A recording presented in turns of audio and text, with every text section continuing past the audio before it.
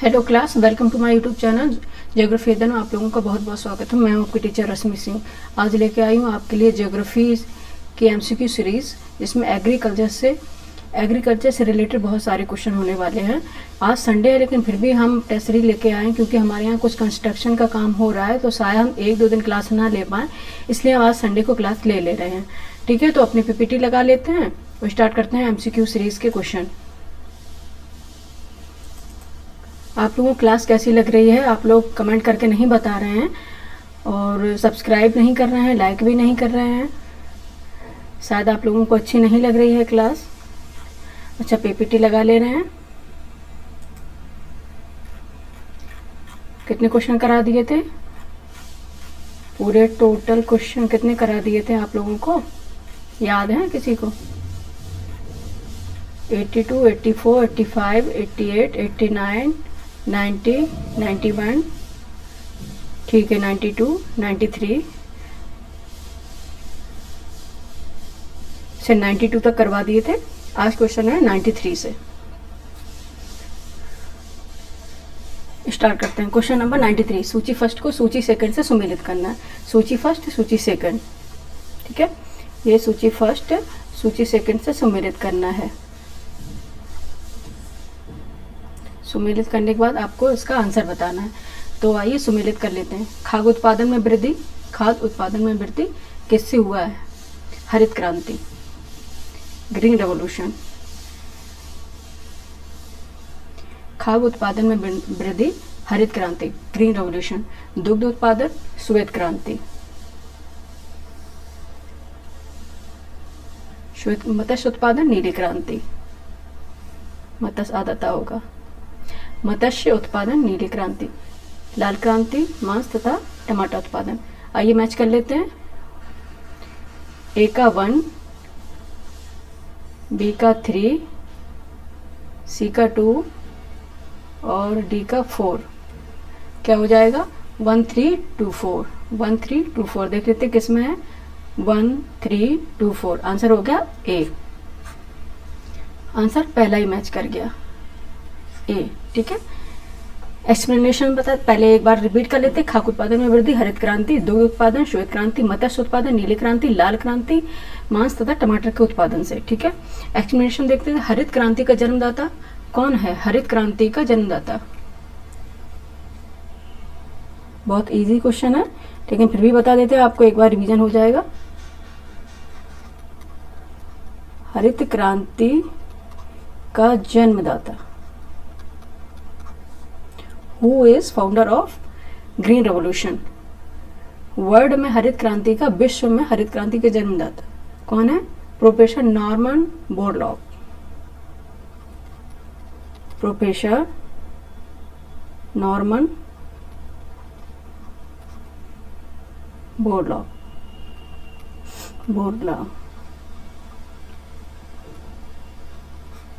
ठीक है, कौन से हैं? Professor Norman Borlaug. पूरा नाम इनका बता देते हैं। Professor Norman Ernest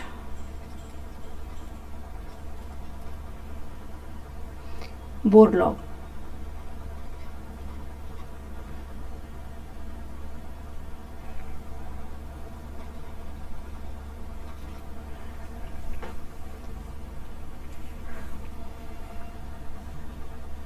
professor Norman Ernest Borlaug.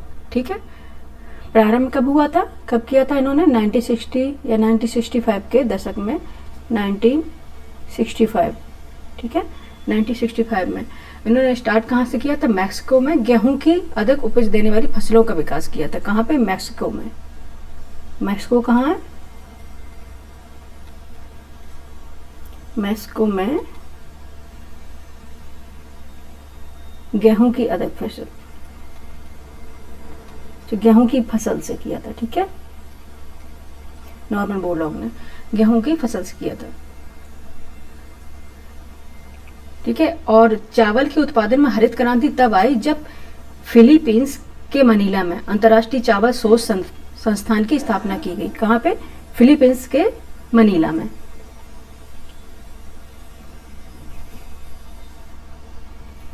Philippines के मनीला में, यहाँ लिख देते हैं, ठीक है, मनीला। चावल के शोध संस्थान की स्थापना, ठीक है, चावल शोध संस्थान, शोध संस्थान। इसके बाद चावल के कृषि में हरित क्रांति का विकास हुआ, ठीक है। अच्छा, हरित क्रांति में ज्यादा विकास किस चीज से हुआ और कौन सी फसलों को ज्यादा महत्व मिला है और फायदा पहुंचा था? विशेषतः गेहूं और चावल की अधिक फसलों में वृद्धि हुई थी। गेहूं और चावल, मेनली गेहूं और चावल का विकास की वृद्धि, फसलों में वृद्धि हुई, ठीक है, गेहूं और चावल की फसलों में वृद्धि हुई। कौन सी सीड का प्रयोग किया गया था जब ग्रीन रेवोल्यूशन के टाइम पे? कौन सा सीड का प्रयोग किया गया था? HVY seeds, HVY seeds.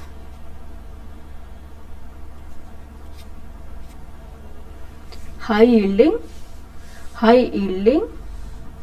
Variety seeds.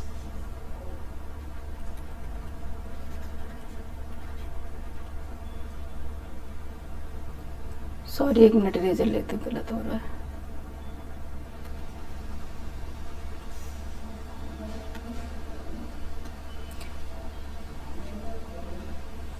High yielding variety seeds,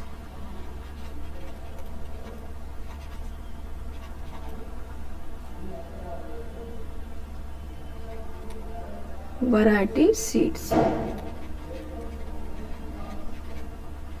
ठीक है। किसका विकास हुआ? हाई यील्डिंग वैरायटी सीड्स का विकास हुआ।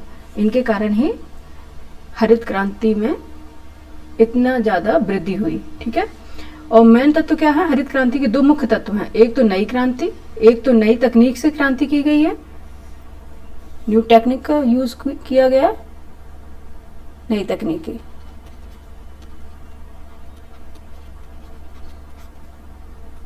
नई तकनीकी का प्रयोग,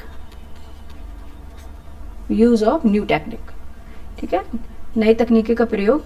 और दूसरा अधिक उपज देने वाले बीज का प्रयोग, अधिक उपज देने वाले बीज का प्रयोग, हाई यील्डिंग वैरायटी सीड बीज का प्रयोग किया गया, ठीक है, जिससे गेहूं की उत्पादन क्षमता काफी गुना बढ़ गई।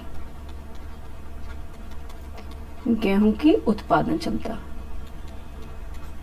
जैसे अगर 5000 टन गेहूं हो रहा था तो HVY सीड्स का यूज करके 6000 टन गेहूं का उत्पादन हो गया, ठीक है, इतने टन तक बढ़ोतरी हो गई।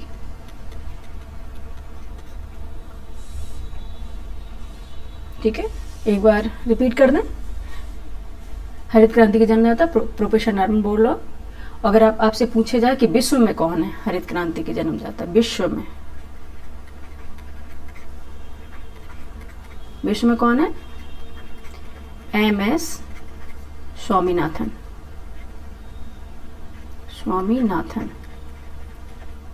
MS स्वामीनाथन, इन्होंने कब किया? 1966 में, ठीक है। चावल तो धान के फसल में वृद्धि करके, वृद्धि अनुसंधान शोध करने के बाद, ओहो पीपीटी चेंज हो रहा, विश्व में नहीं, सॉरी भारत में, एक मिनट, भारत में, विश्व में नॉर्मन बोरलॉग है और भारत में MS स्वामीनाथन। ब्लंडर हो गया था यार, भारत में MS स्वामीनाथन, भारत में MS स्वामीनाथन, ठीक है। और कुछ क्वेश्चन इसमें जो क्रांतियां हैं और भी, हरित क्रांति भारत में क्रांतियों को और भी उपनाम से जाना जाता है, उसकी भी मैंने लिस्ट बनाई हुई है, वो भी आगे दिखा दे रहे हैं। ठीक है, ये भारत में कृषि क्रांतियों के उपनाम, जैसे भूरी क्रांति किसे कहते हैं? भूरी क्रांति चमड़ा कोको उत्पादन, काली और कृष्ण क्रांति पेट्रोलियम उत्पादन, लाल क्रांति मांस और टमाटर उत्पादन, गुलाबी क्रांति झींगा मछली प्याज औषधि उत्पादन, बादामी क्रांति मसाला उत्पादन, इंद्रधनुषी क्रांति सभी कृषि क्षेत्रों के उत्पादन में वृद्धि, ठीक। रजत क्रांति अंडा या कुक्कुट उत्पादन, रजत रेशा क्रांति कपास उत्पादन, सुनहरा रेशा क्रांति जूट उत्पादन, सुनहरी क्रांति फसल उत्पादन शहद उत्पादन, एंड गोल्ड क्रांति आलू उत्पादन। ठीक है, एक बार रिपीट फिर कर देते हैं। भूरी क्रांति चमड़ा कोको उत्पादन, काली या कृष्ण क्रांति पेट्रोलियम उत्पादन, लाल क्रांति मांस या टमाटर उत्पादन, गुलाबी क्रांति झींगा मछली या प्याज या औषधि उत्पादन, बादामी क्रांति मसाला उत्पादन, इंद्रधनुषी क्रांति सभी कृषि क्षेत्रों के उत्पादन में वृद्धि, रजत क्रांति अंडा या कुक्कुट उत्पादन, रजत रेशा क्रांति कपास उत्पादन, सुनहरा रेशा क्रांति जूट उत्पादन, सुनहरी क्रांति फल उत्पादन शहद उत्पादन, गोल्ड क्रांति आलू उत्पादन। ठीक है, नेक्स्ट क्वेश्चन पे चलते हैं। अच्छा, और है भी अमृत क्रांति नदी जोड़ो परियोजना, जोड़ो परियोजना, रिवर लिंक नदी जोड़ो परियोजना। ठीक है, सैफरन क्रांति केसर उत्पादन से, नदी जोड़ो परियोजना,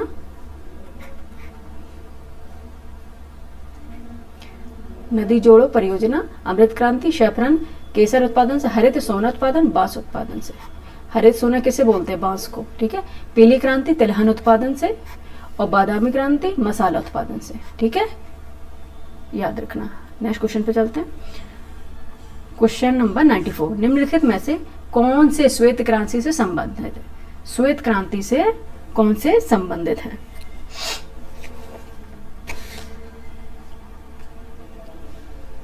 कौन से श्वेत क्रांति से? श्वेत क्रांति किसे कहते हैं? Blood revolution, white blood revolution किसे कहते हैं? Option A P J Kurien, option B Verghese Kurien, option C M S Swaminathan, और डी एम रघुनाथ। कौन है बताइए? आंसर क्या होगा इसका? आंसर होगा बी वर्गीज कुरियन। वर्गीज कुरियन श्वेत क्रांति। श्वेत क्रांति किससे रिलेटेड? दुग्ध उत्पादन से, दुग्ध उत्पादन।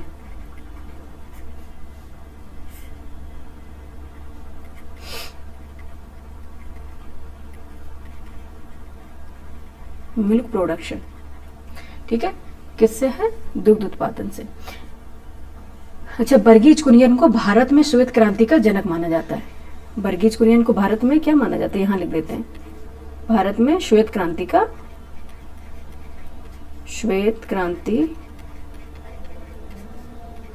जनक, श्वेत क्रांति का जनक वर्गीज कुरियन को भारत में माना जाता है। अच्छा, इन्होंने गुजरात के आनंद स्थान पर, गुजरात के आनंद स्थान पर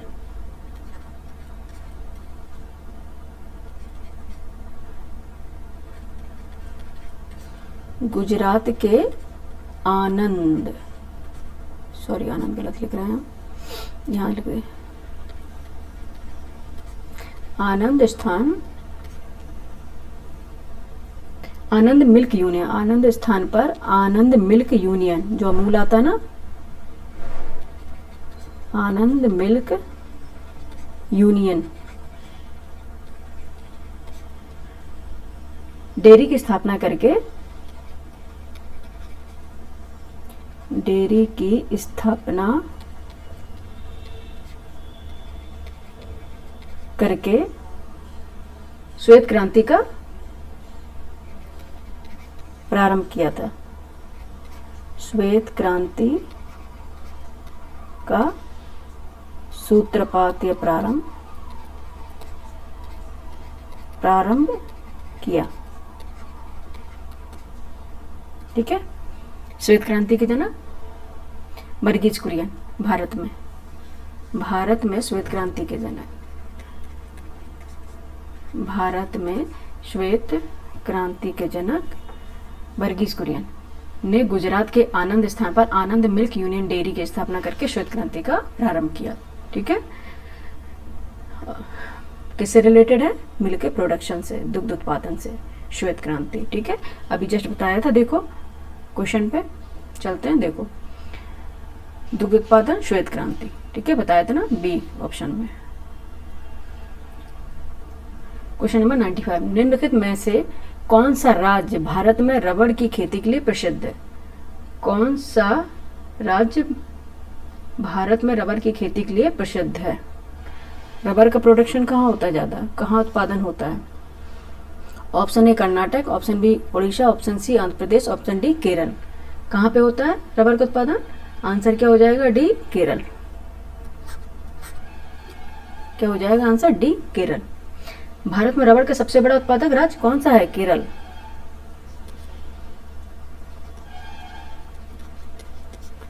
सबसे बड़ा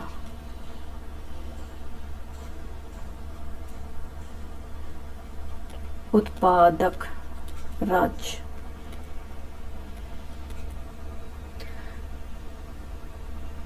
केरल है। अच्छा, यहाँ पर भारत की लगभग 92% रबड़ पैदा होती है। कितनी? भारत की लगभग 92% रबर की पैदावार, ठीक है, उत्पादन होता है। ठीक है, और ये कौन से जिले हैं केरल में? कोट्टायम, कोल्लम। कहाँ पे होती है केरल के? कोट्टायम, कोल्लम, एर्नाकुलम, एर्नाकुलम तथा कोझिकोड। ये मुख्य उत्पादक जिले हैं। कोझिकोड,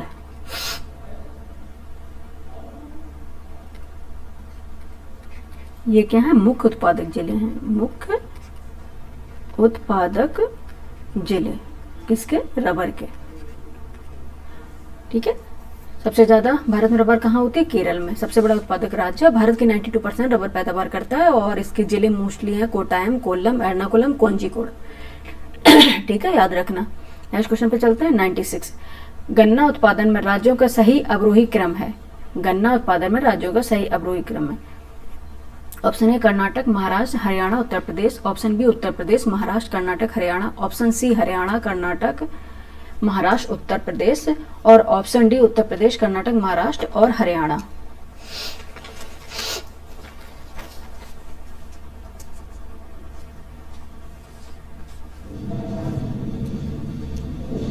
ठीक है, आंसर क्या होगा इसका?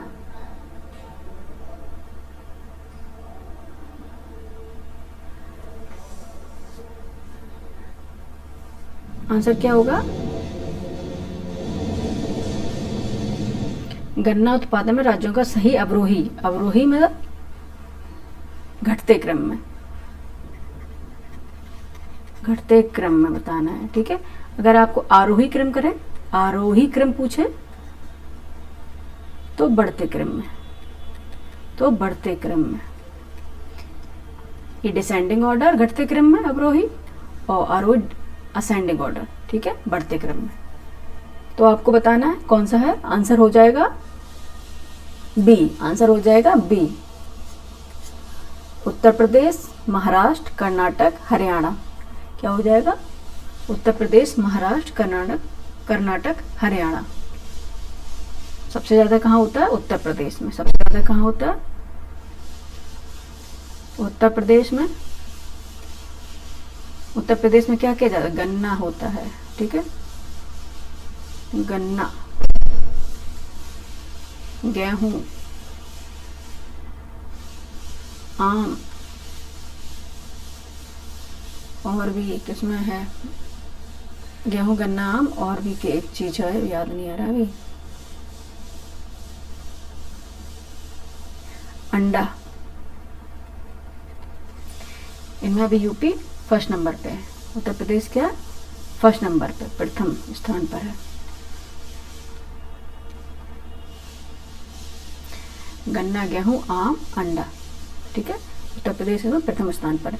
ठीक है, उत्तर प्रदेश में क्या, पहले उत्तर प्रदेश गन्ना उत्पादन में प्रथम है, फिर सेकंड महाराष्ट्र, फिर कर्नाटक है, फिर हरियाणा है। ठीक है, ओहो, कर्नाटक है, फिर हरियाणा है। नेक्स्ट क्वेश्चन पे चलते हैं। क्वेश्चन नंबर 97, निम्नलिखित युग्मों पर विचार करना है। निम्नलिखित युग्मों पर विचार करना है।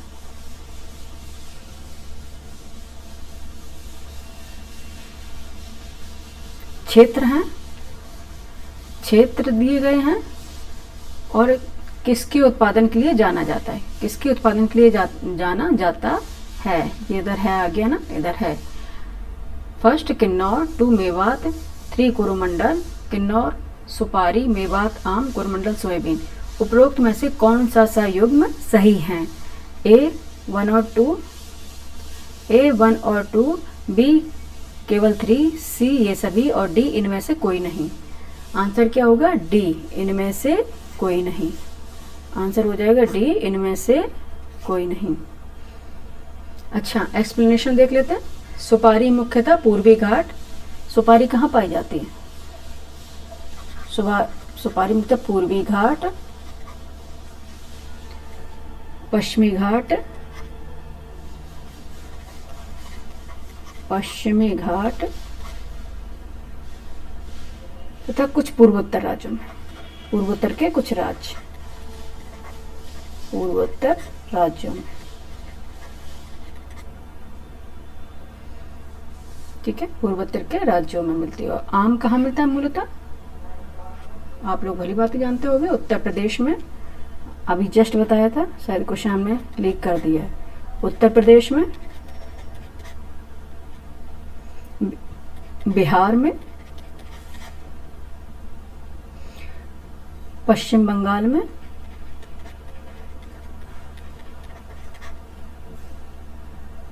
तथा महाराष्ट्र। तथा कहाँ पे, महाराष्ट्र। आम। सोयाबीन का प्रोडक्शन कहाँ होता है सॉरी, सोयाबीन का प्रोडक्शन कहाँ होता है, Maharashtra. Maharashtra mainly, first number पे महाराष्ट्र तथा मध्य प्रदेश में सोयाबीन।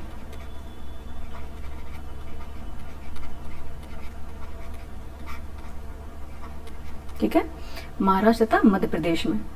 तो क्या पहले मैच तो क्या कर ही लिया, आंसर बता ही दिया इसमें, इनमें से कोई नहीं होगा।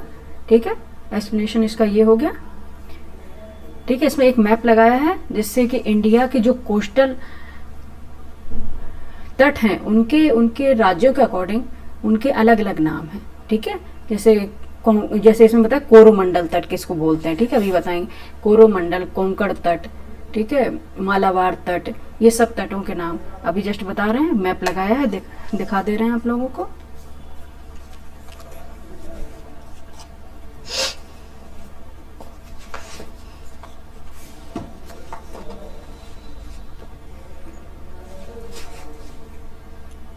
मैप कहाँ गया यार, ठीक है, देखो लगाया मैंने मैप। हाँ, ये मैप लगाया है। पहले आता है क्या, काठियावाड़ तटीय मैदान। काठियावाड़ तटीय मैदान, जो ये काठियावाड़ तटीय में कच्छ से लेकर दक्षिण में दमन तक विस्तारित है। ये दमन है ना, यहाँ तक। इसे क्या बोलते हैं, काठियावाड़ तटीय मैदान। इस तट को क्या बोलते हैं, काठियावाड़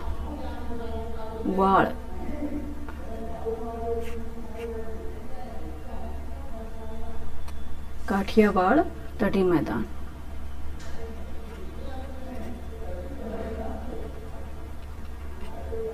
ये एरो लगा दे, नहीं कहीं कोई ये समझेगा नहीं फिर। काठियावाड़ तटीय मैदान ये वाला। ठीक है, ये जो बताया एक बार डबल कर दे रहे हैं हम। दमन तक है ना, काठियावाड़ तटीय मैदान। और फिर आता है क्या, ये कोंकण तटीय। कोंकण तटीय मैदान दमन के दक्षिण से गोवा के बीच। दमन के यहाँ से ले लेंगे, ये दमन है, देखो दमन के दक्षिण से, ये दक्षिण यहाँ आ जाएगा, दक्षिण से गोवा के मध्य, ये गोवा है। यहाँ तक क्या है,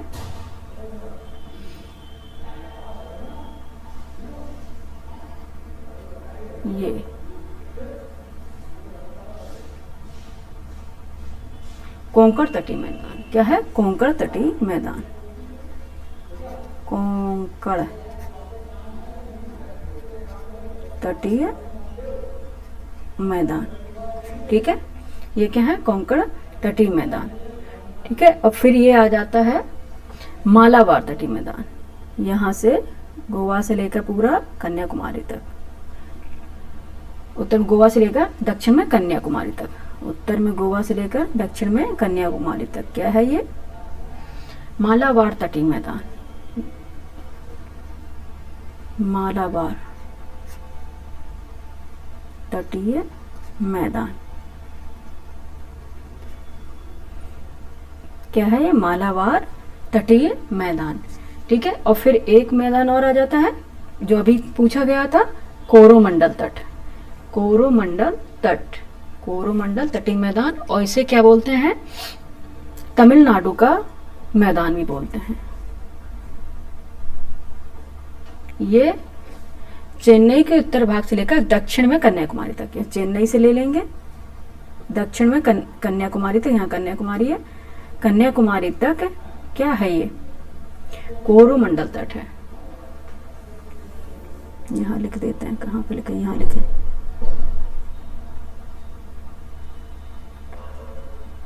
कोरोमंडल तट। इसे और क्या बोलते हैं? इसे और क्या बोलते हैं? तमिलनाडु का मैदान भी बोलते हैं। तमिलनाडु, क्योंकि तमिलनाडु के कोस्टल पे है, कोस्ट पे है, सॉरी कोस्टल नहीं, तमिलनाडु कोस्ट पे है, इसलिए कोरोमंडल तटीय मैदान, तटीय मैदान और तमिलनाडु का मैदान इसे बोलते हैं। ठीक है, फिर एक मैदान और आ जाता है, उत्कल तटीय मैदान। उत्कल तटीय मैदान यहां देख लेते हैं। उत्कल के मैदान गंगा के डेल्टाई मैदान से, उत्कल का यहाँ गंगा का है, गंगा के डेल्टाई मैदान से, ठीक है, उड़ीसा के उत्कल तक, गंगा के डेल्टाई मैदान से लेकर महानदी डेल्टा तक है ये। ठीक है, महानदी डेल्टा तक, उड़ीसा में महानदी है ना, उत्कल मैदान, उत्कल मैदान। ठीक है, और उसके बाद एक मैदान और रह जाता है, आंध्र तटीय मैदान, या उसे क्या बोलते हैं? दक्षिण तटीय रेलवे मैदान।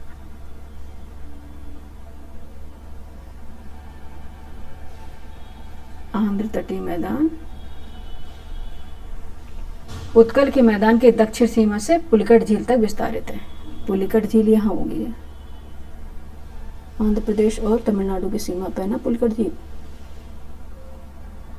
पुलिकट झील के ये कहाँ तक है?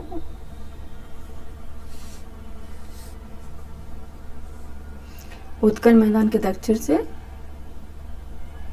पुलिकट झील तक है। ठीक है, कौन सा है? आंध्र तटीय मैदान।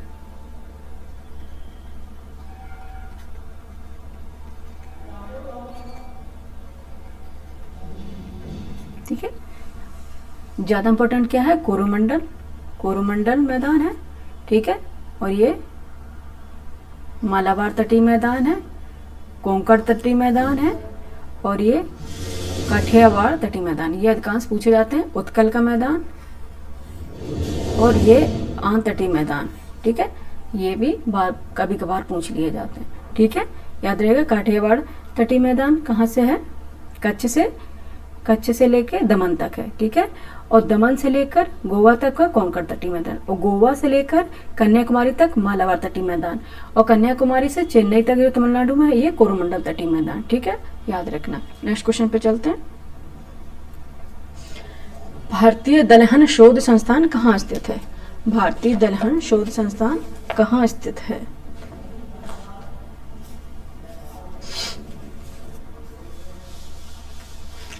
अच्छा, इसमें बताने थे, कुछ लिखा ही नहीं हमने। अच्छा, अब बताएंगे। ठीक है, भूल रहे थे हम। भारतीय दलहन शोध संस्थान कहाँ स्थित है? ठीक है, option A Bhopal, option B Kanpur, option C Delhi, option D Jabalpur. Answer क्या होगा? बहुत सिंपल सा क्वेश्चन है, आंसर होगा बी कानपुर। ठीक है, दलहन शोध संस्थान कहाँ है? ठीक है, ये कानपुर में, लेकिन देखते हैं पीछे आगे लिखा है, हाँ लिखा है, ठीक है। राष्ट्रीय दलहन शोध संस्थान कहाँ पे? कानपुर में है। दलहन, ये दलहन शोध संस्थान है, ठीक है। इसके साथ ही और भी शोध संस्थान या फिर अनुसंधान संस्थान जो हैं, बोर्ड हैं, उनके भी जो भारत में है, उनकी भी मैंने एक लिस्ट बनाई है, वो भी हम दिखा देते हैं आप लोगों को। ये भारतीय अन्य शोध संस्थान, पहला है राष्ट्रीय चावल शोध संस्थान, कहाँ पे है? कटक में। राष्ट्रीय डेयरी अनुसंधान संस्थान करनाल, हरियाणा। राष्ट्रीय गन्ना अनुसंधान संस्थान लखनऊ। राष्ट्रीय आलू अनुसंधान संस्थान शिमला। राष्ट्रीय नारियल शोध संस्थान केरल, कासरगोड। राष्ट्रीय वनस्पति शोध संस्थान लखनऊ, वनस्पति। भारतीय कृषि अनुसंधान संस्थान नई दिल्ली, ठीक है। राष्ट्रीय मत्स्यिकी विकास बोर्ड हैदराबाद, तेलंगाना। राष्ट्रीय टोबैको तंबाकू अनुसंधान बोर्ड राजमुंदरी, आंध्र प्रदेश। सब्जी अनुसंधान बोर्ड वाराणसी। जूट अनुसंधान बोर्ड कोलकाता, ठीक है। एक बार रिपीट कर लेते हैं। राष्ट्रीय चावल शोध संस्थान कटक। राष्ट्रीय डेयरी अनुसंधान संस्थान करनाल, हरियाणा। राष्ट्रीय गन्ना अनुसंधान संस्थान लखनऊ। राष्ट्रीय आलू अनुसंधान संस्थान शिमला। राष्ट्रीय नारियल शोध संस्थान केरल, कासरगोड। ये राष्ट्रीय देखो गलत लिखा ना, राष्ट्रीय वनस्पति शोध संस्थान लखनऊ। भारतीय कृषि अनुसंधान संस्थान नई दिल्ली। राष्ट्रीय मत्स्यिकी विकास बोर्ड हैदराबाद, तेलंगाना। राष्ट्रीय तंबाकू अनुसंधान बोर्ड राजमुंदरी, आंध्र प्रदेश। सब्जी अनुसंधान बोर्ड वाराणसी। जूट अनुसंधान बोर्ड कोलकाता, ठीक है। इतने थे, याद रखना। नेक्स्ट क्वेश्चन पे चलते हैं। क्वेश्चन नंबर 99, नीलम किसकी प्रजाति है? नीलम किसकी प्रजाति? ए अंगूर की, बी सेब की, सी पपीता की, डी आम की। आपको बताना है नीलम किसकी प्रजाति है।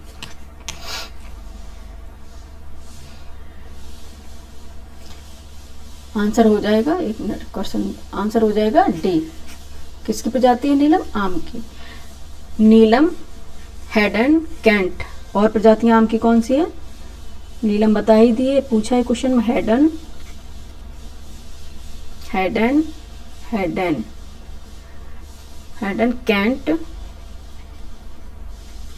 कैंट, एडवर्ड, एडवर्ड, पायर,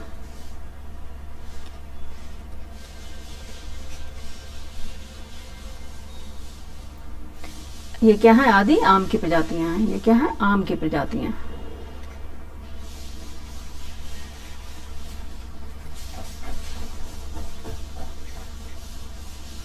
ठीक है, क्या है? हेडन, कैंट, एडवर्ड, पायर, ये क्या है?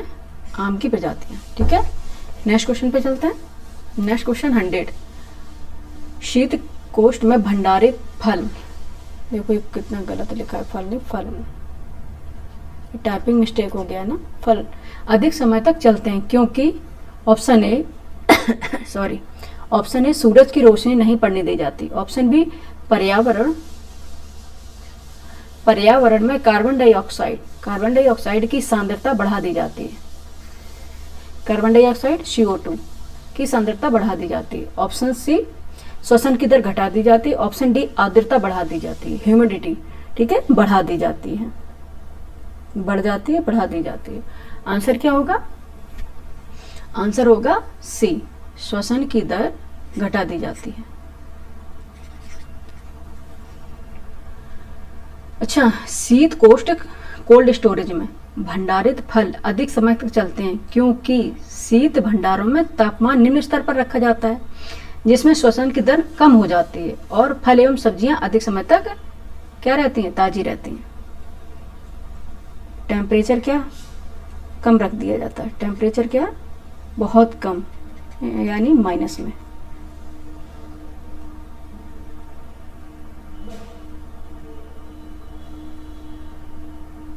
जिससे श्वसन की दर क्या हो जाती है? कम हो जाती है।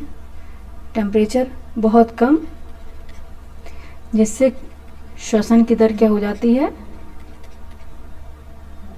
कम हो जाती है, ठीक है। अच्छा, टेम्परेचर कम होगा तो डिग्रेडेशन, अपघटन, अपघटन की दर भी क्या हो जाती है, बहुत कम, बहुत कम हो जाती है। इसलिए आपने देखा होगा कि विंटर सीजन में क्या होता है, कोई भी हम सब्जियां या फल लाते हैं, ठीक है, तो वो काफ़ी दिनों तक ताज़े रहते हैं, ताज़े बने रहते हैं, ठीक है। और वही समर सीज़न में क्या होता है, समर सीज़न में क्या होता है, वो बहुत जल्दी ख़राब हो जाते हैं। रीज़न क्या है, टेम्परेचर। एक ही चीज़ इसमें वेरी करती है, टेम्परेचर, ठीक है। एक मिनट, तो क्या हो गया, श्वसन की दर घटा दी जाती है। नेक्स्ट क्वेश्चन पे चलते हैं। नेक्स्ट क्वेश्चन है 101। निम्नलिखित फसलों पर विचार कीजिए। कपास, मूंगफली, धान, गेहूं, उपरोक्त में से कौन सी फसल खरीफ की फसल है, खरीफ की फसल है। ए 1 और 4, बी 2 और 3, सी 1 2 और 3 और डी 2 3 और 4।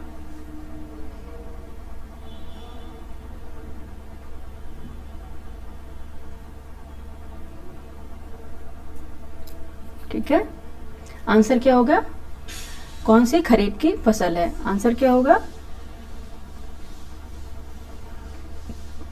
कपास,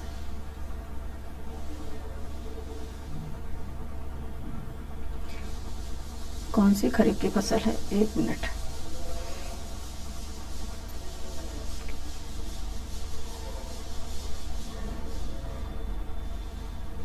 हाँ ठीक है, आंसर क्या होगा, सी।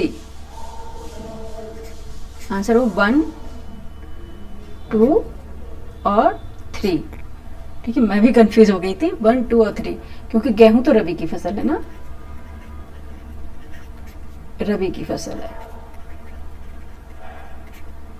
गेहूं क्या है, रबी की फसल है, ठीक है। तो खरीफ की फसल कौन कौन सी हो गई, कपास, मूंगफली और धान, ठीक है।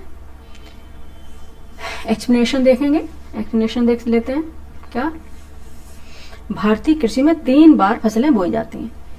क्या, 3 बार, शस्य कृषि कितने बार होती है, 3 बार, 3 बार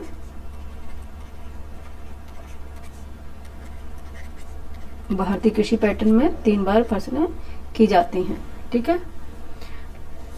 जब पहली कौन सी फसल होती है, खरीफ की फसल, खरीफ की फसल, दूसरी है रबी की फसल, रबी की फसल, और तीसरी है जायद, ठीक है, खरीफ, रबी और जायद। अच्छा, खरीफ के बारे में देख लेते हैं। खरीफ, अच्छा, जून और सितंबर माह में, जून से सितंबर माह में होती है, जून से सितंबर माह में की जाती है, ठीक है, जून से सितंबर, ऐसे याद रख लो। खरीफ में तो खराब मौसम में जो फसल की जाए उसे खरीफ फसल, ठीक है। इसमें कौन से चावल, कौन सी फसलें आती हैं, चावल, कपास, बाजरा,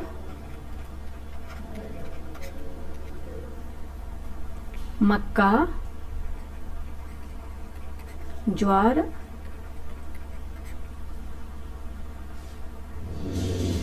अरहर, अरहर को क्या बोलते हैं, तूर भी बोलते हैं, तूर, तिल, मूंगफली, यहां लिख देते हैं, तिल,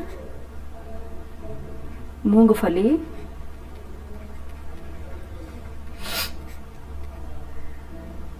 मूंग, कुछ दालें होती हैं, मूंग और उड़द,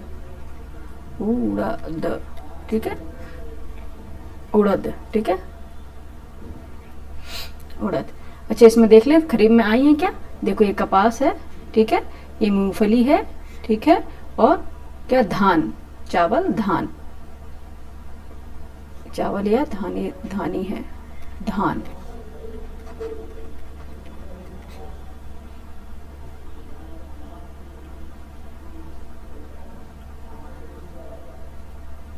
ठीक है। चावल, कपास, बाजरा, मक्का, ज्वार, अरहर, तूर, तिल, मूंगफली और मूंग, उड़द। ठीक है। रबी की फसल कब की जाती है?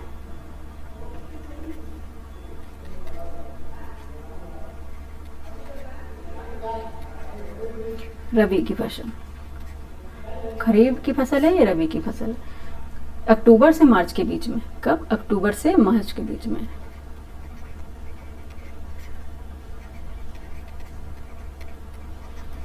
अक्टूबर से मार्च।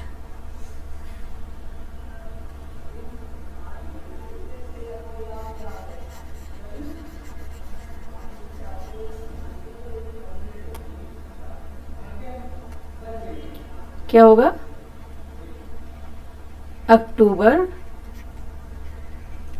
मार्च। ठीक है, अक्टूबर से मार्च के बीच में। मेन क्रॉप्स क्या हैं, कौन कौन सी फसलें इसमें आती हैं? रबी की फसल में गेहूं। ठीक है, गेहूं, चना, सरसों,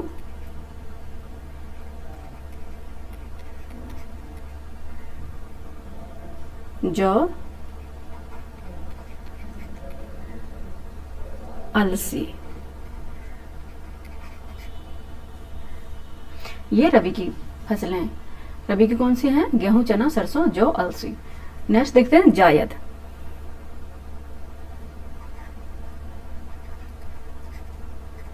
लैपटॉप गर्म हो रहा है काफ़ी तेज, क्योंकि पहले हम पीपीटी बनाते रहे और क्लास ले रहे हैं, क्योंकि कुछ काम आ जाएंगे, कल हमने नहीं बना पाई। अच्छा, बात बाद में करते हैं। जायद कब की जाती है? अप्रैल से जून के बीच में। अप्रैल से जून के बीच। फिर जून से फिर क्या आ जाती है? खरीफ आ जाती है। जून से क्या आ जाती है? खरीफ आ जाती है। इसमें क्या हो जाती है? सब्जियां।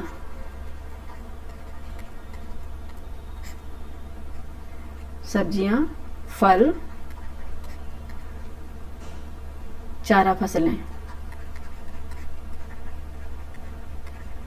सब्जियों में क्या है? अरे वही ककड़ी, तरबूज, खरबूज। फल में तरबूज, खरबूज, तरबूज, खरबूज,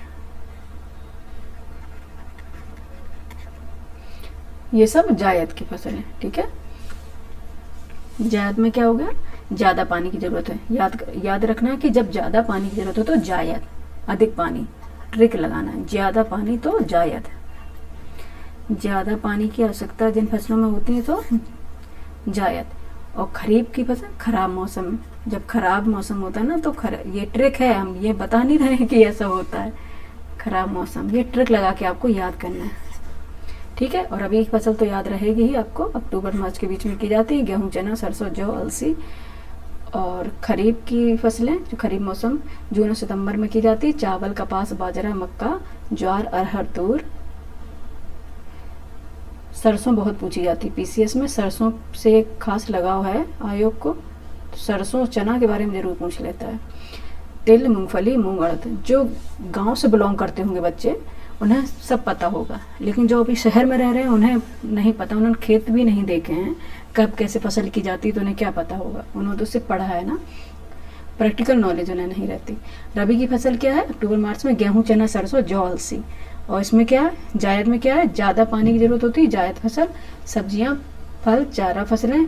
चारा फसलों में क्या था? बरसीन वगैरह और मक्का वगैरह ये होती है ना, तो ये मक्का तो खरीफ में होती हैं। ठीक है, और ककड़ी, तरबूज, खरबूज, खीरा, ये सब फसलें बोई जाती हैं। ठीक है, नेक्स्ट क्वेश्चन पे चलते हैं।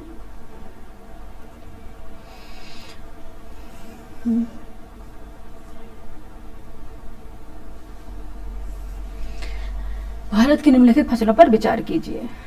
भारत की निम्नलिखित फसलों पर विचार कीजिए। लोबिया, फर्स्ट लोबिया, 2 मूंग, 3 अरहर।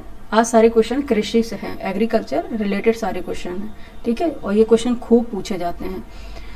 फर्स्ट लोबिया, 2 मूंग और 3 अरहर। उपरोक्त में से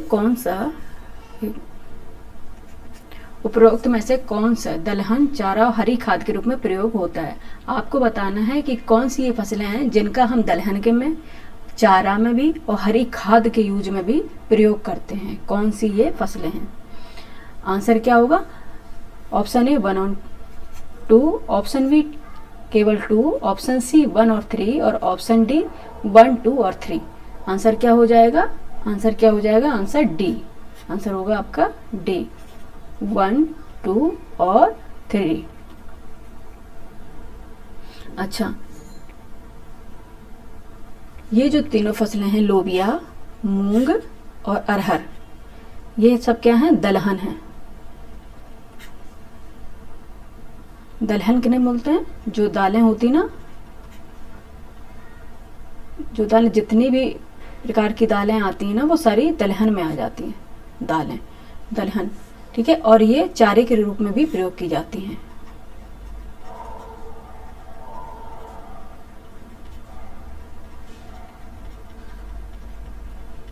अरहर का भी, अरहर का भूसा देखा होगा ना आपने, भूसा बनाते हैं ना अरहर का, जो गाय भैंसों को खिलाया जाता है ना, अरहर का। गाय भैंसों का चारा, मतलब गाय भैंसों का क्या, जितने भी पशु हैं, जैसे बकरी हैं, गाय हैं, भैंस हैं, ये सभी खा लेते हैं इनको। ठीक है, मवेशी। मूंग, इनका भी चारे के रूप में प्रयोग कर सकते हैं, मूंग का भी कर सकते हैं चारे के रूप में प्रयोग।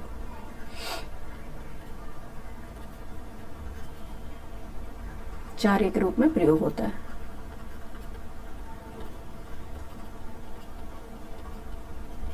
लोबिया, ये भी एक दलहन है, इसे भी चारे के रूप में प्रयोग करते हैं।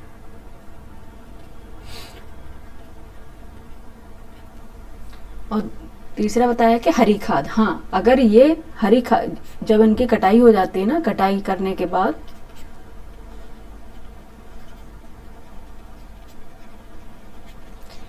इनके अवशेष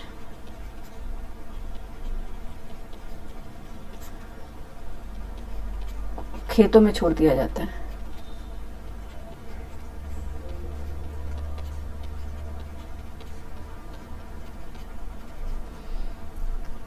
तो ये क्या है? खाद के रूप में भी, खाद का भी काम करता है,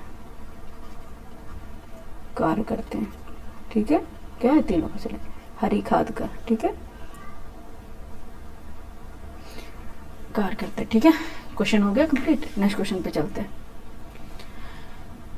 क्वेश्चन नंबर 103, भारत की निम्नलिखित फसलों पर विचार कीजिए। मूंगफली, फर्स्ट मूंगफली, सेकंड तिल, थर्ड बाजरा। उपरोक्त में से कौन से प्रमुखतः वर्षा आधारित फसल हैं? ये पता नहीं कहाँ से रखा है। ऑप्शन ए 1 और 2, ऑप्शन बी 2 और 3, ऑप्शन सी केवल 3, ऑप्शन डी 1, 2 और 3।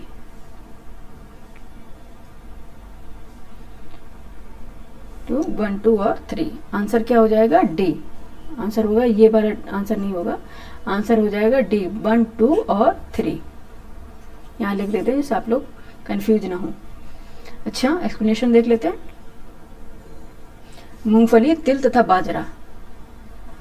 मूंगफली, यहाँ कर लेते हैं तिल और बाजरा, तीनों ऐसी फसलें हैं जिनके लिए कम जल की आवश्यकता होती है।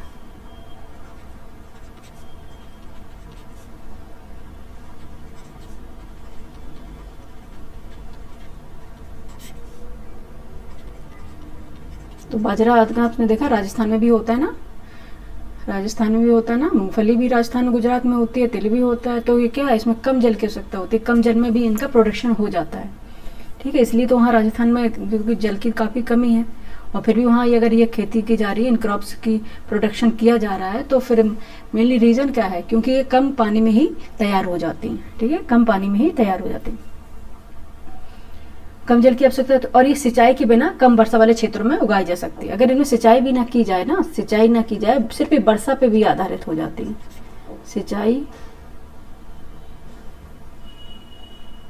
सिंचाई के बिना कम वर्षा,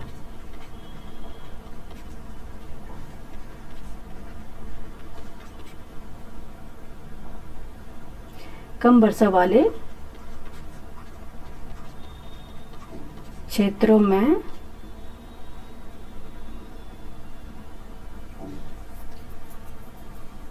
उगाई जा सकती हैं। ठीक है,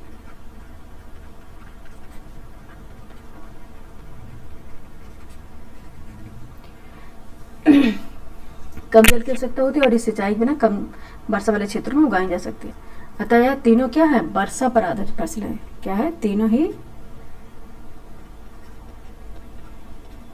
है क्या, वर्षा पर आधारित फसलें हैं। वर्षा पर आधारित फसलें हैं। ठीक है, इन्हें सिंचाई की जरूरत नहीं है, जो वर्षा जो मिनिमम जो प्रेसिपिटेशन हो रहा है ना, उस पर ही ये इनका प्रोडक्शन हो जाता है। ठीक है, नेक्स्ट क्वेश्चन पे चलते हैं। नेक्स्ट क्वेश्चन है 104। भारत के ऐसे किसान जिन्हें सीमांत किसान कहा जाता है कितनी जमीन रख सकते हैं? जो भारत में किसान है सीमांत किसान, उनके पास कितनी जमीन होती है जो पता चले कि वो सीमांत किसान है? Option A 1 hectare, option B 2 hectare, option C 3 hectare, option D 4 hectare. Answer क्या होगा? आंसर होगा ए 1 हेक्टेयर। अच्छा, भारत में क्या है? भारत में क्या है? सीमांत किसान सबसे छोटा किसान है भारत में।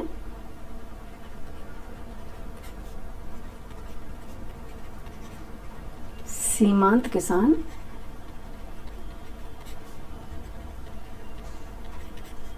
सबसे छोटा किसान है, जिसके पास क्या है, 1 हेक्टेयर से भी कम भूमि है। भारत के ऐसे 67.2% जोत हैं। ठीक है, परंतु इनका क्षेत्रफल 22.5% है। क्या है इनके क्षेत्र पर? 22.5%। अच्छा, इसका एक्सप्लेनेशन और बता देते हैं।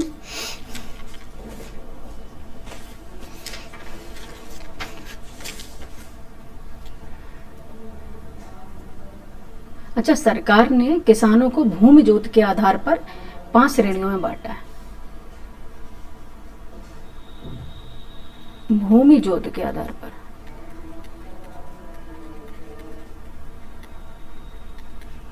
आधार पर 5 कैटेगरीज में बांटा है।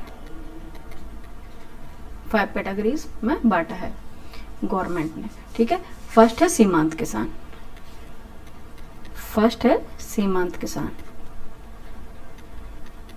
नोट डाउन करते जाना आप लोग, काफी इंपॉर्टेंट क्वेश्चन है ये, पूछा जा चुका पीसीएस और आईएएस दोनों में। ठीक है, कथन कारण बना के। जिनके पास 1 हेक्टेयर से कम जमीन है, जिनके पास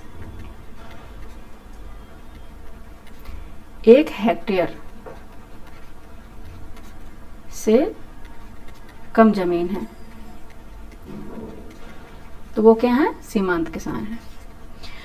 दूसरा है लघु किसान। लघु किसान,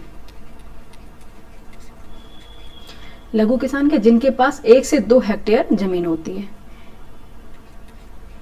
जिनके पास 1 से 2 हेक्टेयर जमीन होती है।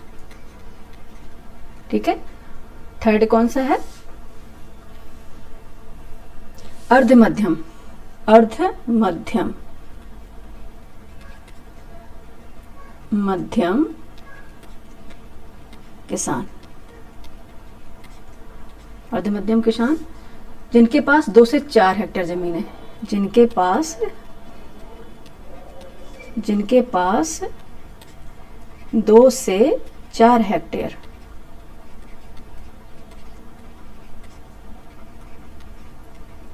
जमीन है। ठीक है, फोर्थ क्या आएगा? फोर्थ हो गया मध्यम किसान।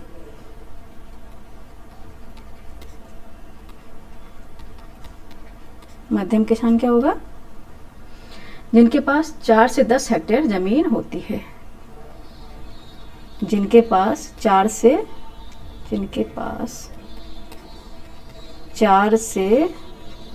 10 हेक्टेयर जमीन है। ठीक है, यह है मध्यम किसान। और फिफ्थ क्या है? जिनके पास 10 हेक्टेयर से अधिक जमीन है।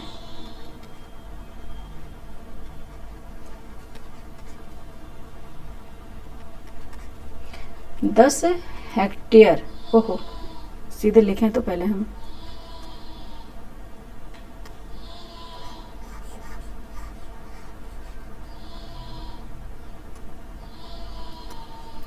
फिफ्थ क्या है, फिफ्थ लास्ट, मध्यम किसान हो गए, बड़े किसान।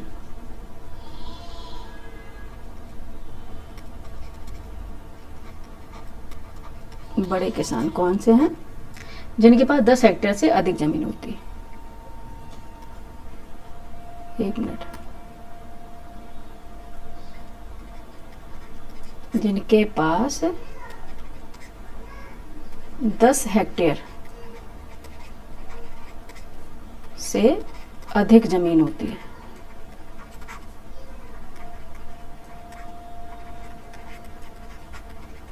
अच्छा, 10 हेक्टेयर से अधिक जमीन होती है। एक मिनट, हम मोबाइल साइलेंट कर लेते हैं, नहीं तो कॉल आ जाएगा, डिस्टर्ब हो जाएंगे। ठीक है, बड़े किसान जिनके पास 10 हेक्टेयर से अधिक जमीन होती है। ये भारत के सीमांत किसान सबसे छोटा किसान है। भूमि जोत के आधार पर इन्हें 5 श्रेणियों कैटेगरी में बांटा गया है। पहला सीमांत किसान जिनके पास 1 हेक्टेयर से कम जमीन है, और लघु किसान जिनके पास 1 से 2 हेक्टेयर जमीन है। थर्ड है अर्ध मध्यम किसान जिनके पास 2 से 4 हेक्टेयर जमीन है। फोर्थ है मध्यम किसान जिनके पास 4 से 10 हेक्टेयर जमीन है। और फिफ्थ है बड़े किसान जिनके पास 10 हेक्टेयर से अधिक जमीन होती है। ठीक है। अच्छा, किसानों को भूमि के स्वामित्व के आधार पर छोटे, मध्यम और बड़े किसानों के रूप में बांटा जाता है। अच्छा, किसानों की कमाई क्या है, किस पर निर्भर करती है? किसानों की कमाई इस बात पर निर्भर करती है कि उनके पास कितनी जमीन है।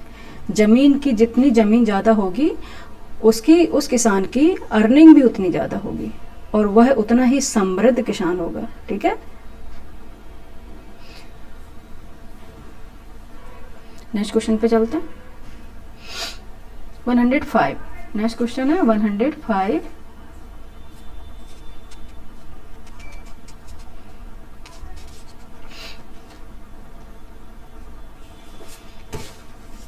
अच्छा, नाबार्ड की स्थापना की गई। नाबार्ड की स्थापना की गई। ऑप्शन ए जुलाई 90, ऑप्शन जुलाई 1990, ऑप्शन बी जुलाई 1981, ऑप्शन सी जुलाई 1982, ऑप्शन डी जुलाई 1983। आंसर क्या होगा? आंसर होगा सी, जुलाई 1982। सी, जुलाई 1982। नाबार्ड की स्थापना कब की गई थी? जुलाई 1982। नाबार्ड का फुल फॉर्म क्या है? नाबार्ड का फुल फॉर्म क्या है? नेशनल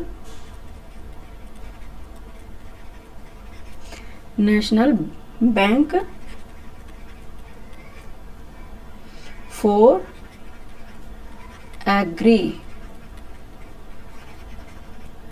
एग्रीकल्चर एंड रूरल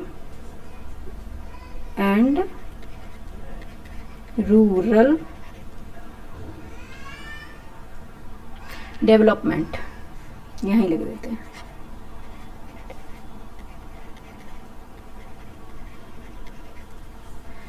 क्या हो जाएगा? National bank for agriculture and rural development, NA, NABARD, BARD।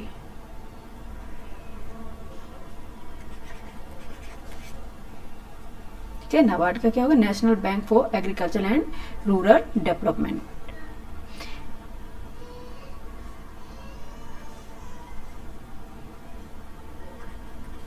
NABARD. NABARD कृषि एवं ग्रामीण विकास हेतु वित्त उपलब्ध कराने वाली शीर्ष संस्था है। क्या है? यहां लिख देते हैं। नाबार्ड कृषि एवं ग्रामीण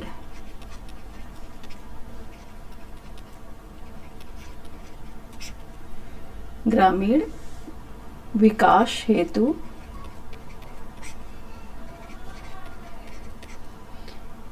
वित्त उपलब्ध कराने वाली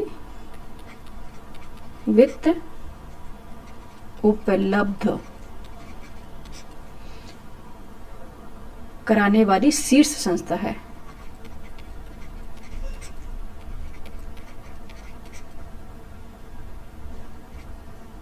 कराने वाली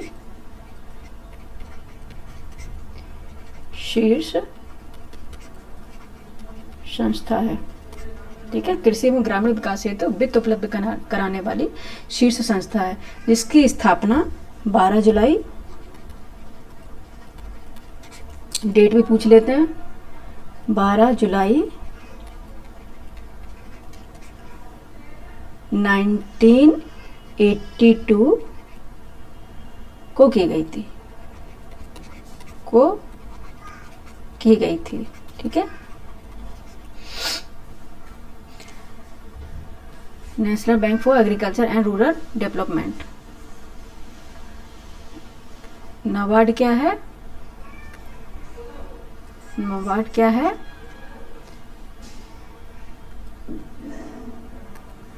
नाबार्ड कृषि एवं ग्रामीण, कृषि या गांव के विकास हेतु वित्त उपलब्ध कराने वाली शीर्ष संस्था है। एक मिनट, इरेजर जब ली थी तो ये भी मिटा देना चाहिए। रूरल डेवलपमेंट,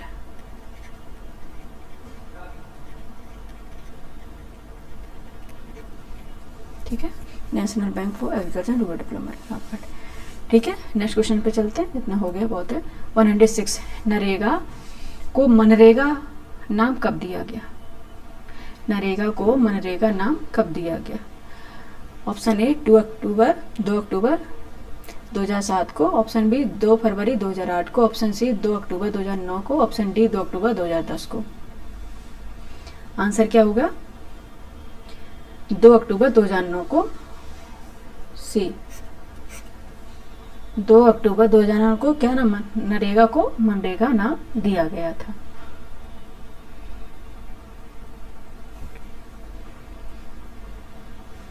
एक्सप्लेनेशन देख लेते हैं। NREGA,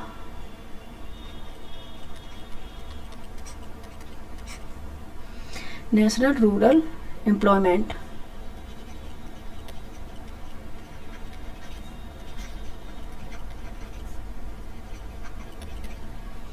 national rural employment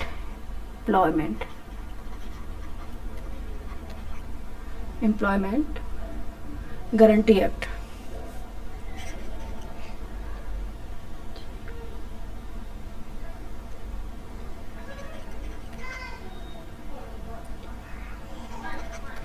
guarantee act, NREGA, national rural employment guarantee, national rural employment guarantee act, NREGA, NREGA। एक मिनट, कहाँ चला रहा है पेन? NREGA, नरेगा। ये कब हुआ था? 2005 में पारित हुआ था नरेगा। ठीक है, 2005 में पारित किया गया था। आवाज आ रही ना सही से? पारित हुआ, और 2 फरवरी 2006 को इसकी शुरुआत की गई, और पारित हुआ, और 2 फरवरी 2006 को इसकी शुरुआत की गई। 2006 को शुरुआत की गई किसकी? नरेगा की। ठीक है, शुरुआत की गई। और फिर आगे चल के 2 अक्टूबर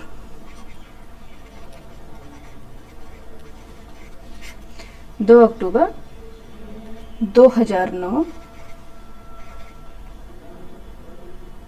को इसका नाम बदलकर, एक मिनट, पेन टैबलेट सही नहीं चल रहा है, टाइम लगता है। इसका नाम बदलकर क्या कर दिया? महात्मा गांधी रूरल एम्प्लॉयमेंट गारंटी है, मनरेगा। क्या कर दिया? छोटा छोटा लिख देंगे यहाँ,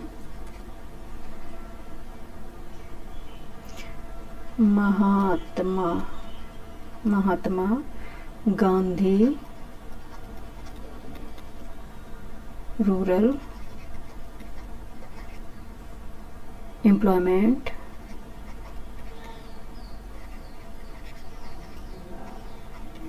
एम्प्लॉयमेंट गारंटी एक्ट,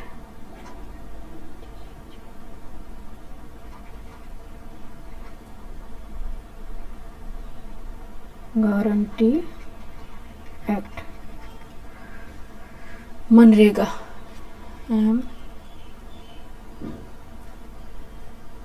एक मिनट, पता नहीं ये का काम नहीं करता ही नहीं है, कई बार तो ऐसे बार बार चलाते रहो काम ही नहीं करता ये। टैबलेट, ठीक है, नीचे लाते हैं ना कर्सर तो फिर ये काम नहीं करता।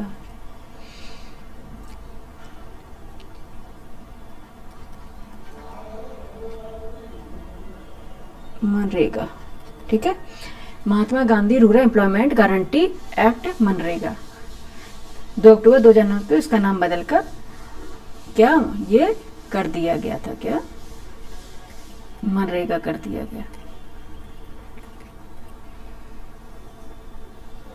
महात्मा गांधी राष्ट्रीय ग्रामीण रोजगार गारंटी अधिनियम मनरेगा, मनरेगा हिंदी में लिख देते हैं एक बार यहाँ, मनरेगा।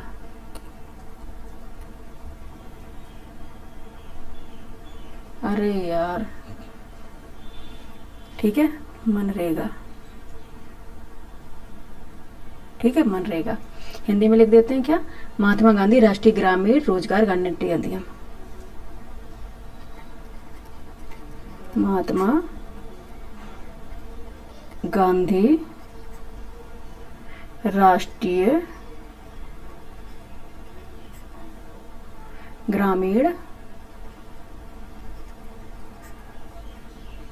रोजगार गारंटी अधिनियम,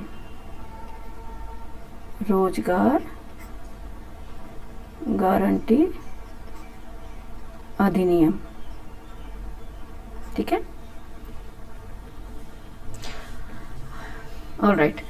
आगे क्या, मनरेगा अन्य रोजगार कार्यक्रमों से भिन्न है क्योंकि यह रोजगार योजना न होकर क्या है, कानूनी व्यवस्था है। यह क्या है, कानूनी व्यवस्था है। कहाँ लिखें, यहाँ लिख देते हैं, ये क्या है, कानूनी, रोजगार देने की कानूनी व्यवस्था है, ठीक है।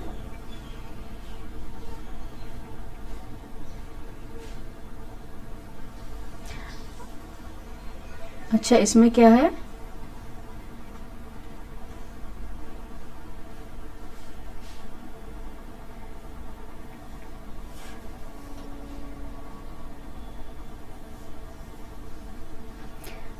इसमें क्या है, वर्ष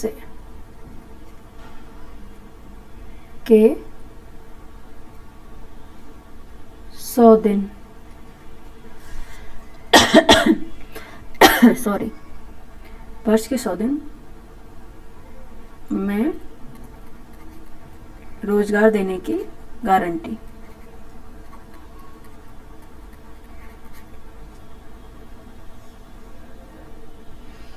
वर्ष के 100 दिन में रोजगार गारंटी देने, रोजगार देने की क्या है, गारंटी। अच्छा, इनमें किनको रोजगार मिलता है, उन परिवारों को, उन सदस्यों को रोजगार देने का प्रावधान है जो अकुशल कार्य करने को तैयार हैं, जो अकुशल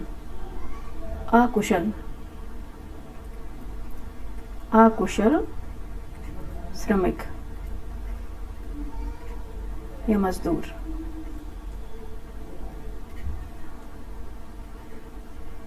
को कार्य किसमें मिलता है, मनरेगा में, ठीक है।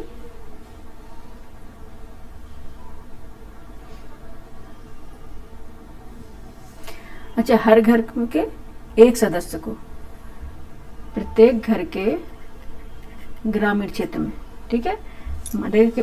अच्छा, मनरेगा अन्य रोजगार कार्यक्रमों से भिन्न है क्योंकि यह रोजगार योजनाओं का कानूनी व्यवस्था है। इसके अंतर्गत साल में 100 दिन के लिए उन ग्रामीण परिवारों को, उन सदस्यों को रोजगार देने का प्रावधान है जो अकुशल कार्य करने के लिए तैयार हैं। हर परिवार के एक सदस्य को रोजगार की गारंटी है जिसमें कम से कम 1/3 स्त्रियां हैं। प्रत्येक ग्रामीण की बात हो रही है, शहर की बात नहीं हो रही, ग्रामीण, क्योंकि पहले ही यहाँ बता दिया महात्मा गांधी राष्ट्रीय ग्रामीण रोजगार गारंटी, ग्रामीण रोजगार है। प्रत्येक ग्रामीण क्षेत्र के हर घर के एक सदस्य को रोजगार देना है, एक सदस्य को रोजगार दिया जाएगा। अच्छा, जिसमें क्या है, जिसमें 1/3 क्या होंगी, वुमेन होंगी, 1/3 वुमेन, स्त्रियां, ठीक है। 1/3 वुमेन को रोजगार दिया जाएगा, ठीक है। मनरेगा, महात्मा गांधी रूरल एम्प्लॉयमेंट गारंटी अधिनियम, इसका नाम बदलकर 2 अक्टूबर 2009 को किया गया था मनरेगा, और पहले नरेगा था, और ये 2005 में पारित हुआ था, और 2 फरवरी 2006 को शुरुआत इसकी की गई थी। यह एक रोजगार न होकर, यह क्या कानून व्यवस्था है। इसमें वर्ष के 100 दिन में रोजगार देने की गारंटी, 100 दिन का रोजगार, 100 दिन का रोजगार।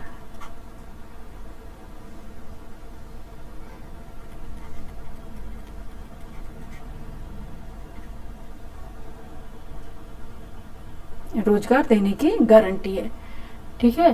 प्रत्येक ग्रामीण क्षेत्र के हर घर के एक सदस्य को रोजगार दिया जाएगा, जिसमें 1/3 क्या है, वुमेन, स्त्रियां होंगी, ठीक है। नेक्स्ट क्वेश्चन पे चलते, बहुत एक्सप्लेनेशन हो गया। क्वेश्चन नंबर 107, निम्न में से कौन मूल्यों के न्यूनतम समर्थन मूल्य निर्धारण संबंधी संस्तुति करता है। कौन से न्यूनतम समर्थन मूल्य निर्धारण की संस्तुति करता है। न्यूनतम समर्थन मूल्य निर्धारण संबंधी संस्तुति करता है। आंसर क्या हो गया इसका, पहले ऑप्शन देख लेते हैं। ऑप्शन ए भारतीय कृषि अनुसंधान परिषद, option B NABARD, option C कृषि लागत एवं कीमत आयोग, और डी मनरेगा। आंसर क्या होगा, सी कृषि लागत एवं कीमत आयोग। आंसर होगा सी कृषि लागत एवं कीमत आयोग, ठीक है। अच्छा, किसानों के हितों को ध्यान में रखते हुए सरकार ने कृषि लागत एवं मूल्य कीमत आयोग का गठन किया है। सरकार ने क्या, कृषि लागत एवं मूल्य या फिर कीमत आयोग का गठन किया। हर वर्ष विभिन्न फसलों का न्यूनतम समर्थन मूल्य निर्धारित करता है। यह क्या करता है, न्यूनतम समर्थन मूल्य, न्यूनतम एमएसपी, न्यूनतम समर्थन मूल्य का निर्धारण करता है, निर्धारण करता है क्या, एमएसपी, मिनिमम सपोर्टिंग प्राइस, ठीक है, का निर्धारण करता है कृषि लागत एवं कीमत आयोग। कृषि लागत एवं मूल्य, ये क्या है, न्यूनतम समर्थन मूल्य का निर्धारण करता है। अच्छा, इससे क्या होता है, न्यूनतम समर्थन मूल्य के निर्धारण हो जाने से क्या होता है, इसमें किसानों को अपनी फसलें उचित मूल्य पर बेचने में सहायता मिलती है। किसानों को अपनी फसल या उपज, फसलों को उचित मूल्य मिलता है, ठीक है, मूल्य बेचने में सहायता मिलती है।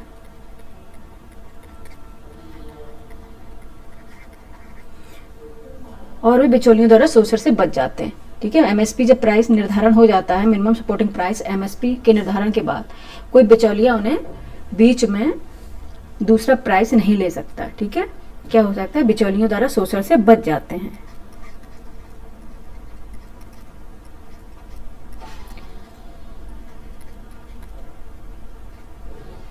बिचौलियों के शोषण से बच जाते हैं, शोषण से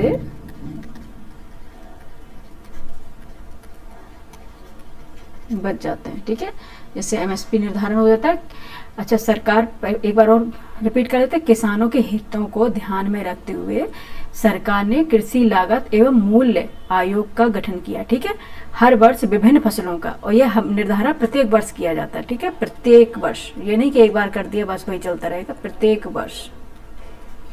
करंट अफेयर पढ़ते होंगे ना आप, प्रत्येक वर्ष के गेहूं का समर्थन मूल्य, चावल का समर्थन मूल्य पढ़ते ना, या आता भी है ये क्वेश्चन पीसीएस में। कृषि लागत एवं कीमत आयोग का गठन किया है और हर वर्ष विभिन्न फसलों का न्यूनतम समर्थन मूल्य निर्धारण करता है। इससे किसानों को अपनी फसलें उचित मूल्य पर बेचने में सहायता मिलती है और वे बिचौलियों से बचे रहते हैं, जिससे उनका शोषण नहीं होता है। ठीक है, अब आपसे पूछा जाएगा कि एमएसपी का निर्धारण कौन करता है, तो आप आंसर देंगे कृषि लागत एवं कीमत आयोग। ठीक है, नेक्स्ट क्वेश्चन 108 लास्ट क्वेश्चन है हमारा, शायद देख लेते एक बार। हाँ, ये लास्ट क्वेश्चन है। झूमिंग करते हैं, ए भोटिया, बी खासी, सी संथाल, डी टोंडा। ये क्या है? जनजातियां हैं। आपको पता है झूमिंग क्या होती? पहले हमें होता था झूमिंग कृषि होती है, खेती करने का पैटर्न है, खेती की जाती है। तो इसमें कौन करता है ये आपको बताना है। झूमिंग कौन करता है? आंसर क्या होगा इसका? बी खासी। खासी जनजाति है ना ये।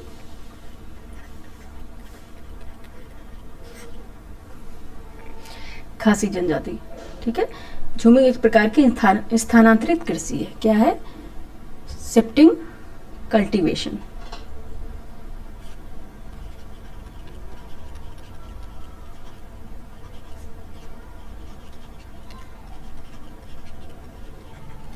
Shifting cultivation.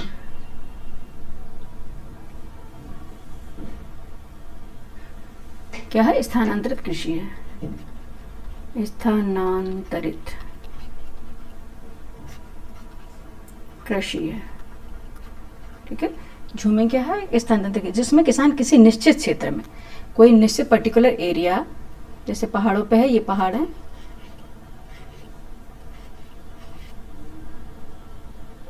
ये खास ये है जनजाति, और ये अपने शिफ्टिंग कल्टीवेशन कर रहे हैं।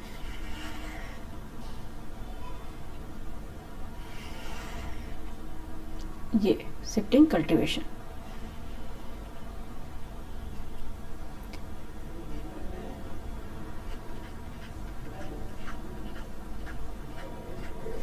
छोड़ो, ये मिटा ही देते, बाद में बताएंगे फिर कभी।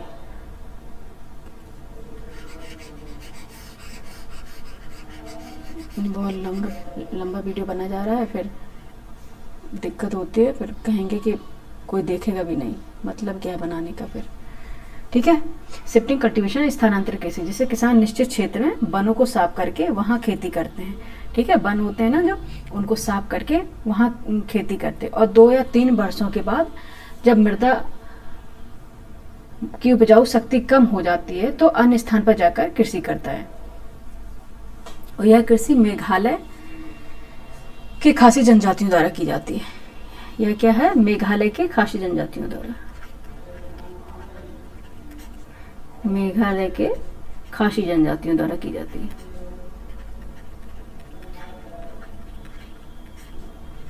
शिफ्टिंग, अच्छा शिफ्टिंग कल्टीवेशन समझ में आ गई। स्थानांतरित, एक किसान एक स्थान को पर्टिकुलर साफ कर लेते हैं और वहाँ पे कृषि करते हैं, और जब वो उसकी उपजाऊ शक्ति कम हो जाती है तो उधर उसको छोड़कर 2-3 साल में फिर दूसरी जगह पे वहाँ के वन वगैरह सब काट के, जंगल वंगल, और फिर वहाँ जाके जंगलों को काट कर वहाँ कृषि करते हैं। ठीक है, ये उनकी शिफ्टिंग कल्टीवेशन कहलाती है। इसे बोलते हैं ना स्थानांतरित कृषि। और झूमिंग कृषि क्या, ये पर्टिकुलर जगह है, प्रत्येक राज्य में अलग अलग नामों से इसे जाना जाता है। जैसे कि मेघालय में से खासी बोलते हैं, और इसे अन्य देशों में और अन्य राज्यों में भी अलग अलग नाम से जाना जाता है। जो कुछ मेन है, मुख्य हैं, जो हम आप लोगों को बता दे रहे हैं। ठीक है, झूम खेती। अच्छा, केरल में कैसे बोलते हैं? पूनम बोलते हैं केरल में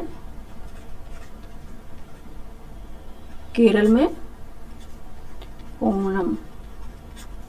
ठीक है, और आंध्र प्रदेश में पोड़ू, आंध्र प्रदेश।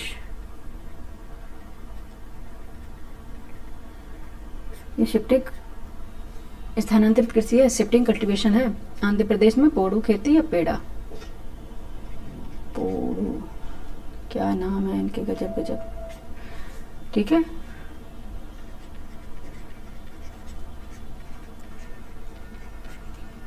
उड़ीसा में कोमान या बोरिंगा।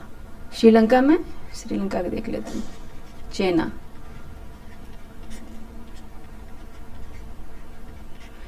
श्रीलंका में चेना। राजस्थान में वालरे वाल्तरे।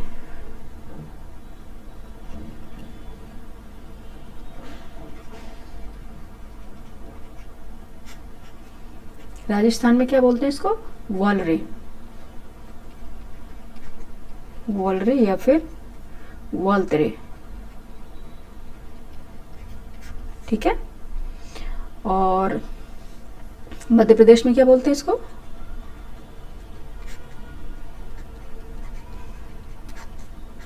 मध्य प्रदेश में क्या बोलते हैं? दहिया या बेवर, या बेवर, बेवर मध्य प्रदेश में बोलते हैं। और मैक्सिको या मध्य अमेरिका में मिल्पा बोलते हैं। मैक्सिको, मैक्सिको और मध्य अमेरिका में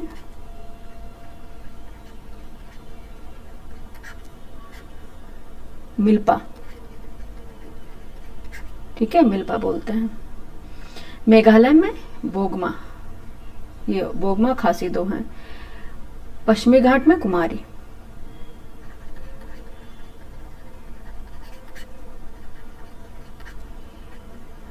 कुमारी, ठीक है। वेनेजुला में कोनको, वेन्यूजुला, वेनेजुएला,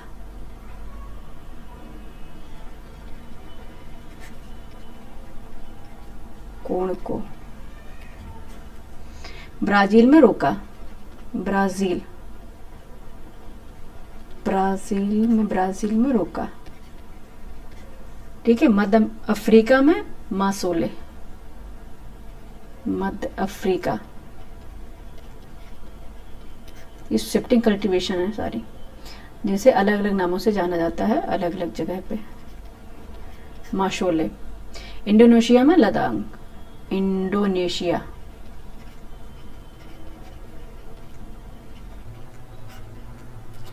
लदांग, ठीक है। वियतनाम रे,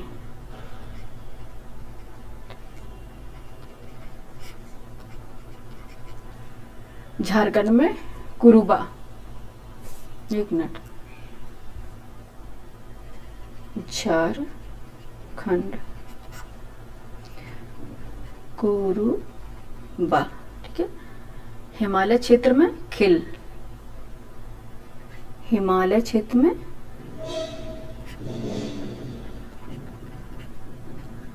खिल, ठीक है। मणिपुर में पलाम, पामलू, पामलू। छत्तीसगढ़ और अंडमान निकोबार में दीपा। कहाँ गए?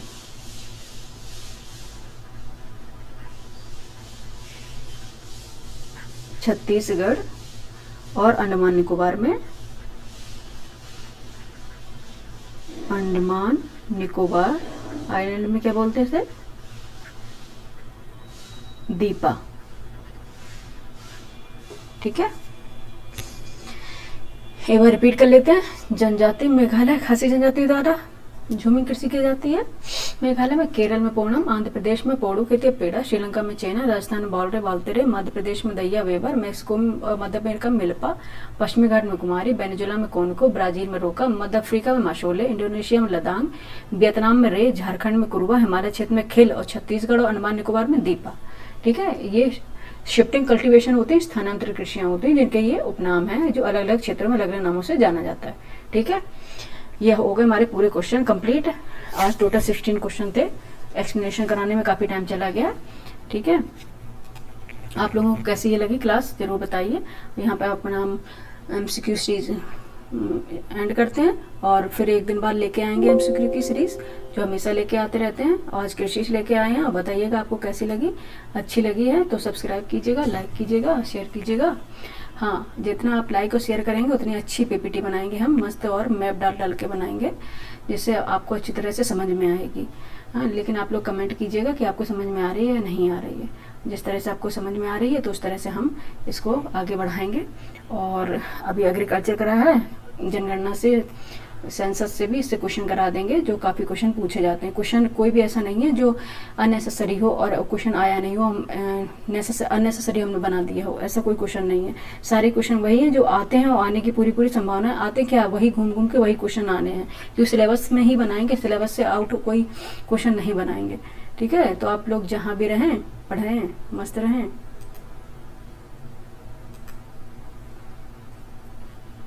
ठीक है। और आपको ये टेस्ट सीरीज कैसी लग रही है ये बताएं, ठीक है। Thank you for watching.